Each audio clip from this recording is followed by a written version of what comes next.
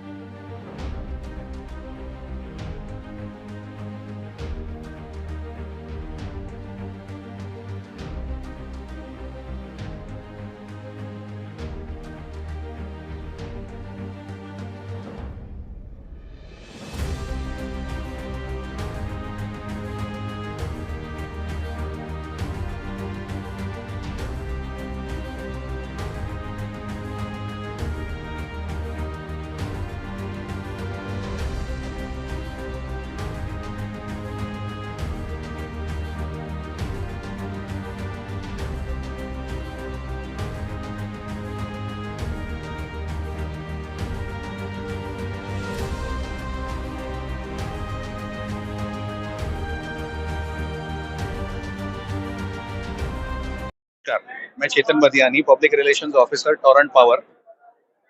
देखिए कैसा है, लोगों से हम पहले से कस्टमर केयर और इन सब ऑप्शन से जुड़े हुए हैं, लेकिन अभी काफी सारी जगहों से मोर्चों के थ्रू भी ऐसा एक फीडबैक आ रहा था कि हमको ग्राहक सेवा में और काम करने की जरूरत है। तो उसी से हमने ये एक नया पहल शुरू किया है कि हम आपके एरिया में आके कैंप करेंगे। इसके पहले भी हमारे जनता दरबार होते आए हैं जो हमारे ऑफिस में होते थे।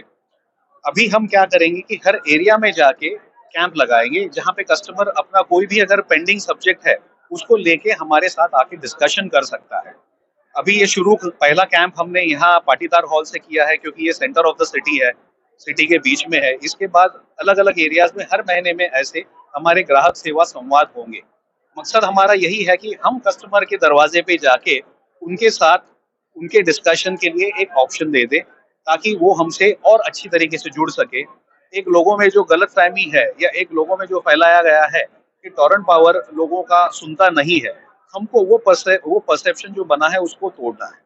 आज की तारीख में हम हमारे कस्टमर सर्विसेज पे प्राइड लेते हैं। हमारे इतने कस्टमर केयर सेंटर, आज भिवंडी में 5 कस्टमर केयर सेंटर है, हमारे वेबसाइट है, मोबाइल एप्लीकेशन है।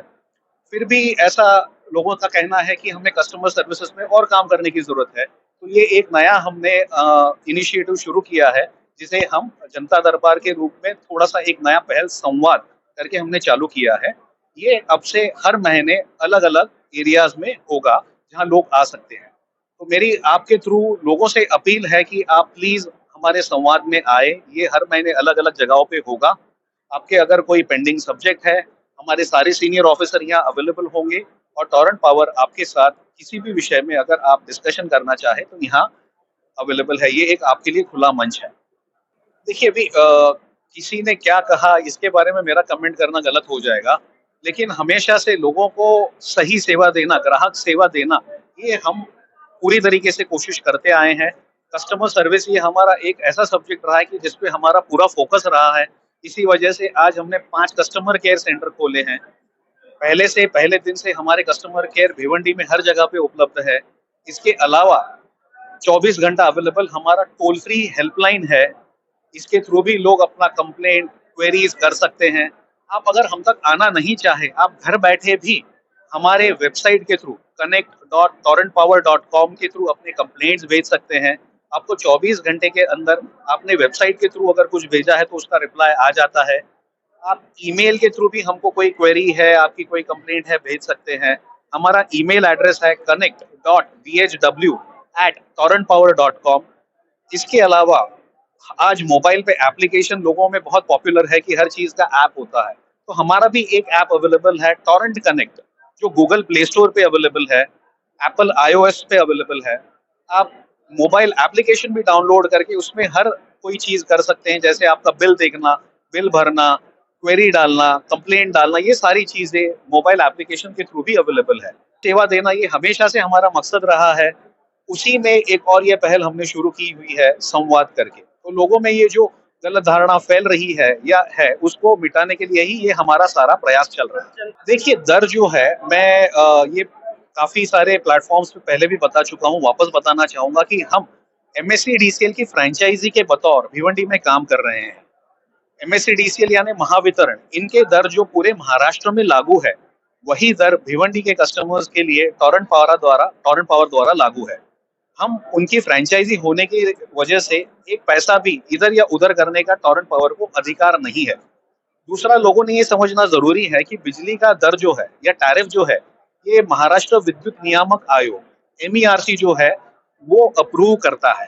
तो एमएसएडीसीएल के दर जो एमईआरसी द्वारा अप्रूव किए गए हैं और पूरे महाराष्ट्र में लागू है, वही दर भिवंडी के कस्टमर्स को भी लागू है। टोरेंट पावर कोई अलग से दर नहीं लगाता है। टोरेंट पावर को कोई दर अलग से लगाने की ना अथॉरिटी है, ना वो ऐसा कर सकता है। बिल्कुल लगा सकते हैं, कस्टमर अगर चाहे वो अपना खुद का मीटर भी लगा सकता है। इस बारे में एमएसएडीसीएल का सर्कुलर भी अवेलेबल है। कस्टमर अगर खुद का मीटर लगाना चाहे, वो हमारे कस्टमर केयर में जाके सिर्फ एक इंटीमेशन एप्लीकेशन दे दे और उनको कस्टमर केयर से गाइड किया जाएगा कि वो अपना खुद का मीटर कैसे लगाते हैं। देखिए, लोगों के कहने पे मैं कुछ कमेंट करना गलत हो जाएगा, बट जैसे मैंने पहले बताया कि यस, हमको जो फीडबैक आ रहा है कि ग्राहक सेवा में हमें काम करने की ज़रूरत है, तो ये एक और इनिशिएटिव कि हम आपके दरवाजे पे आपकी जो भी क्वेरीज़ है या आपके जो डिस्कशंस है उसके सुनने के लिए आना चाहते थे, तो हमने ये नया पहल चालू किया है। संवाद के रूप में ये कैंप चालू किए हैं, जो हर एरिया में हर महीने में किए जाएँगे। एक चीज़ आपने और लोगों के लिए मैं कहना चाहूँगा कि अगर कोई बिजली का अनाधिकृत वापर करता है, तो उसके ऊपर रेगुलेशंस के हिसाब से विजिलेंस का केस होता है। आज कहीं पे अगर कोई बगैर मीटर के इस्तेमाल करता है पावर, तो रेगुलेशंस के हिसाब से टोरेंट पावर के पास जो प्रावधान है, वो है विजिलेंस केस करना। तो अगर कोई अनाधिकृत वापर करता है, तो उसके ऊपर कंपनी विजिलेंस केस करती है। लोगों में ये जो गलत धारणा है कि टोरेंट पावर गलत केस करती है, ऐसा नहीं है। हम रेगुलेशंस के हिसाब से करते हैं। जहाँ पे अनाधिकृत वापर पाया जाता है, वहीं पे विजिलेंस केस किए जाते हैं। दूसरा, मैं आपके द्वारा लोगों से अपील करूंगा कि कृपया आप बिजली का अनाधिकृत वापर न करें। मीटर के थ्रू बिजली का सप्लाई इस्तेमाल करें, मीटर लें। आप जब गैर कानूनी बिजली का वापर करते हैं, आप लाइन का टैपिंग करके या डब्बे का टैपिंग करके गैर कानूनी नेटवर्क जो डालते हैं, वो बहुत ही असुरक्षित होता है। उसकी वजह से असुरक्षित नेटवर्क तैयार होता है, जिससे इलेक्ट्रिकल हादसे हो सकते हैं, एक्सीडेंट हो सकते हैं, किसी की जान भी जा सकती है। तो ये अनाधिकृत नेटवर्क निकालते रहने के लिए भी टोरेंट पावर को रेगुलर काम करते रहना पड़ता है। और जब हम ये अनाधिकृत नेटवर्क निकालने के लिए जाते हैं, हम पाते हैं कि कोई अनाधिकृत वापर कर रहा है, तो प्रावधान के हिसाब से उसके ऊपर विजिलेंस के केस होते हैं। बस यही कहना चाहूंगा कि हम जो है ये महावितरण की फ्रेंचाइजी के बतौर काम कर रहे हैं। किसी भी पॉलिटिकल पार्टी से इसको जोड़ना गलत हो जाएगा। इस बारे में मैं कमेंट नहीं कर पाऊंगा। बट एक चीज आपको मैं ये बताना चाहूंगा कि आपने जो बात कही 2007 से और अभी के बिलों में फर्क, हर साल बिल का रिवीजन होता है, टैरिफ का रिवीजन होता है। जैसा हर चीज का दाम बढ़ता है, वैसे टैरिफ भी आज तक 2007 से आज तक टैरिफ में हर साल कुछ ना कुछ रिवीजन हुआ है। लेकिन महावितरण द्वारा पूरे महाराष्ट्र में जो दर हमेशा लगाए जाते हैं, हम वही लगाते आ रहे हैं। फर्क जो है वो शायद इस तरीके से है कि भाई जो धीरे-धीरे टैरिफ सब जगह बढ़ा है, वो यहाँ पे भी वही लागू है और उस वजह से आपका बिल उस तरीके से आता है। दूसरा, ये समझना बहुत ज़रूरी है कि बिल आपका जो बनता है, ये आपके वापर के ऊपर रहता है। आप वापर करते हैं, वो यूनिट आपके मीटर में आते हैं और वो मीटर के यूनिट के हिसाब से बिलिंग होता है। सर, यहाँ ऐसा रहता ही नहीं। देखिए, आप जो इस्तेमाल करते हैं, ये गलत धारणा है एक्चुअली। मैं ये थोड़ा-सा लोगों तक पहुँचाना चाहूँगा कि आप जो इस्तेमाल कर रहे हैं, वो आपके मीटर पे कैप्चर होता है और आपके मीटर पे मिली रीडिंग के हिसाब से आपका बिलिंग होता है। आपके जो ये पॉइंट थे कि भई ट्रांसफार्मर के ऊपर मीटर और आपके मीटर में जो फ़र्क है, ये कंपनी का लॉस है।